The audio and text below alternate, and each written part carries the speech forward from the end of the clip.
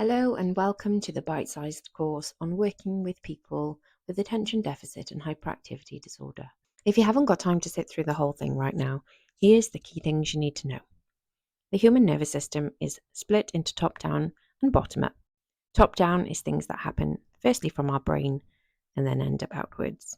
So when we wiggle our toes, that thought firstly originates in our brain and we end up wiggling our toes. Bottom up is the environment to brain. So if something sharp is on the floor and we stand on it, we feel the pain and that centers into our brain.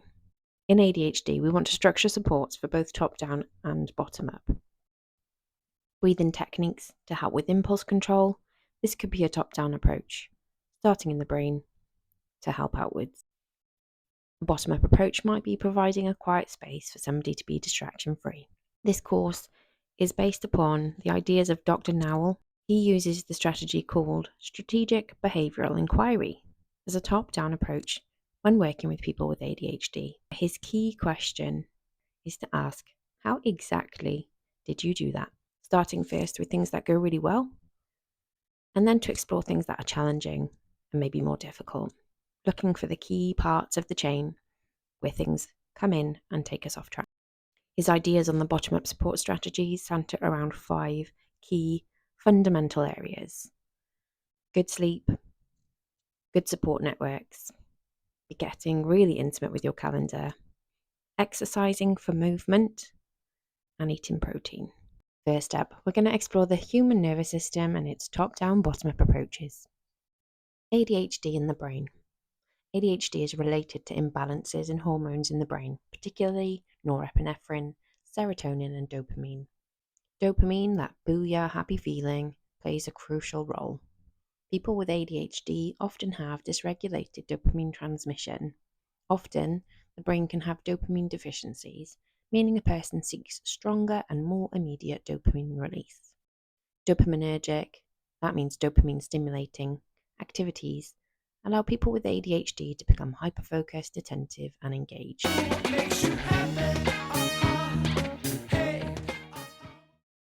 Dopamine was essential in hunter-gatherer days.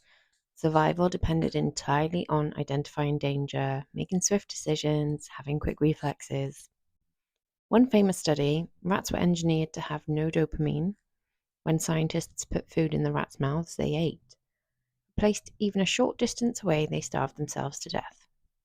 Dopamine is essential for survival, but it hasn't adapted to the context of the modern world. The threats to our day-to-day survival and the means of access to things that keep us alive couldn't be more different to the days when predators roamed free. We had little shelter to protect us. Medicine was herbal.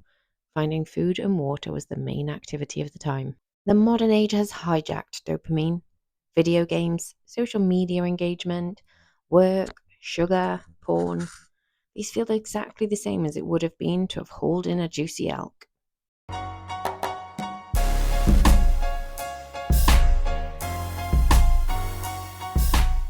ADHD is neurodevelopmental, meaning people are either born with it or they're not.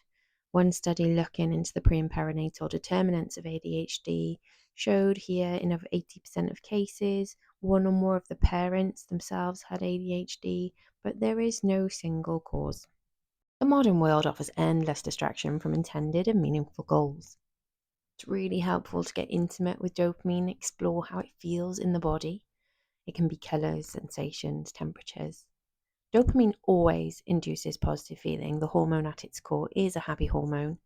If there are negative feelings, this is going to be conditioned or learned layers. For example, when somebody's being particularly energetic, dopamine may be high. They may feel a sense of shame if in their history they've been reprimanded for not sitting still or paying attention.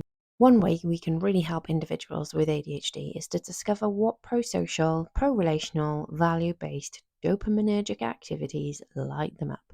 Explore how they can feasibly do more of these, as this is where they will be at their best. What do we mean by pro-social, pro-relational, value-based dopaminergic activities? Well, in the short term, many of our dopaminergic activities feel super good but aren't really the best for us in the longer term, or don't really push us towards what we really want at our core. So, a bottle of wine on a Friday night might feel good in the short term, but does it really link in with the things that we want for ourselves longer term?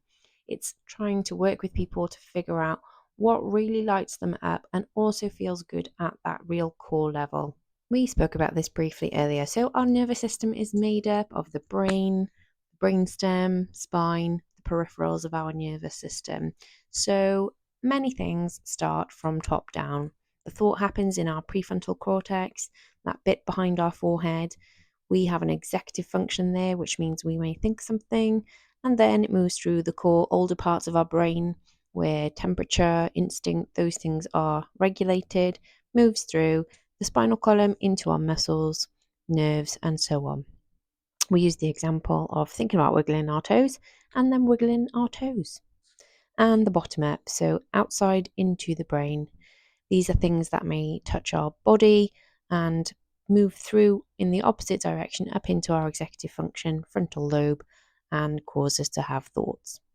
So we use the example of stepping on something sharp, maybe a pesky Lego if you've got kids, and that shooting some pain signals and a god damn it kind of thought into our prefrontal cortex.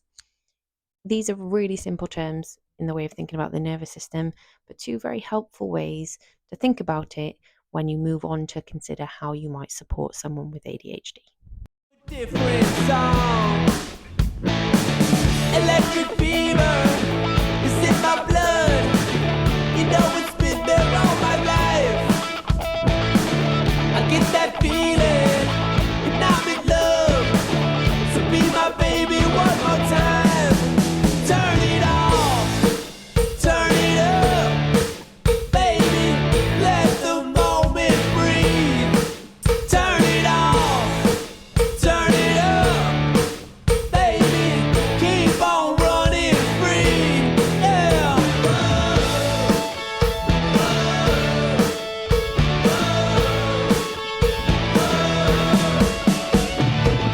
The edge of nothing, I go beyond.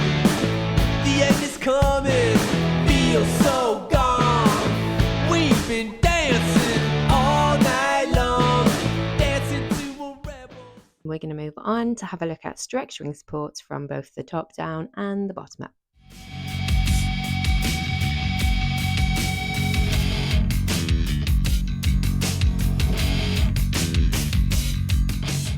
So let's move on to have a look at that. Many people have so many different things going on in their lives, stuff they want to do, stuff they have to do, stuff they need to do, and there is a lot of things grabbing for our attention. So this is just one small tool, one easy tool that helps us look at these different things pulling on us, helps us sort them out a little bit and decide what we want to put where.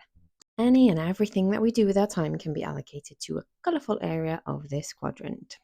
So what goes where, that depends entirely on the individual, their values, their goals, their preferences, the things that they like. So let's take a look on the right here. This quadrant sorts things out by whether they're fun and whether they're important. Top left area, green stuff, both important and fun. Oh yeah, that's the sweet spot. Grey area, top right, not fun, but sadly important. These are the things that make you go, F my life. If it's fun but not important, this is the yellow stuff. Those happy, dopamine hidden, waste of time things. Booyah. Bottom right, red stuff, not important and not fun. Totally meh, can't be bothered, don't want to do it, what's the point? Green is the sweet spot, the important and the fun stuff. This is the area we want to bulk out most of our time. These are the things that feel really meaningful and they feel really good and rewarding. The work we want to do is try and identify, build in, and prioritize things in this area as much as possible. These are the things that make us feel good, but they also align with the things that we really want in life. The grey areas, the totally not fun, but definitely important FML, non-preferred tasks. These are the kind of things we have to do, usually because somebody else is telling us to. It might be that it's the law. It usually causes problems if we ignore the things in this area. So the trick here is to manage this area really well. Schedule, schedule, schedule, plan, plan, plan, and where possible, outsource the tasks, see if somebody else can do them. Is there technology that can help? Oh yeah, yellow fun time, chipper happy, totally fun and not at all important booyah activities. Yellow is Facebook and Netflix and scrolling Sheen for an hour after getting surfed an ad. It's deep diving community notes on X and insta peeping on your old lover. Yes, you. It's the third glass of wine and another escape for an evening to the man cave. This area feels good. Too much time here, usually bad. Too much time here moves us away from our core happiness. The trick here when working with others is to limit time. And if that's particularly difficult, then using top down and bottom up supports to try and get that self management. Red. Red.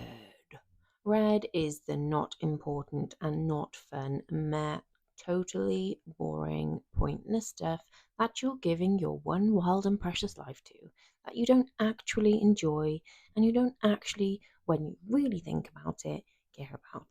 If these things don't get done, it doesn't really matter. These things do not affect your true values or your true goals. It might be that 7-step daily skincare routine, hunting the internet for that must have, out of stock, everywhere viral item, beers with your old mate who ditches you every time he hooks up. Support others to stop doing these things. Give the gift of time. One way to approach support with people with ADHD is to think about the top down and the bottom up approaches. Top down supports, you want to ask what skills, what learning is going to support somebody. This could be, for example, mindfulness, meditation, impulse control skills, for example. The bottom up support, you're asking the question, what environments support to best focus and succeed? Could be quiet spaces, standing while thinking, a full tummy. Supports make things feel possible. Think about them as essential scaffolding. What are some top down supports? We've listed some here that you may be familiar with, some you may not have heard of before. Strategic Behavioural Inquiry is Dr. Nowell's approach, and we cover that a bit more later on in this programme. What other brain-based skills can you think of? And here are some bottom-up supports. Things that may be environmental or we take into our bodies that may affect how we think and how our body or brain is working. Have we eaten the right food? Have we had enough sleep, for example? What other environmental supports can you think of? Okay, let's call it quits for today to keep part 1 short and sweet. There are 2 main takeaways. The human nervous system is top down and bottom up in its most simplified terms, thinking outwards and outwards to thinking. And when you're working with those with ADHD, structure the supports for both the top down and the bottom up.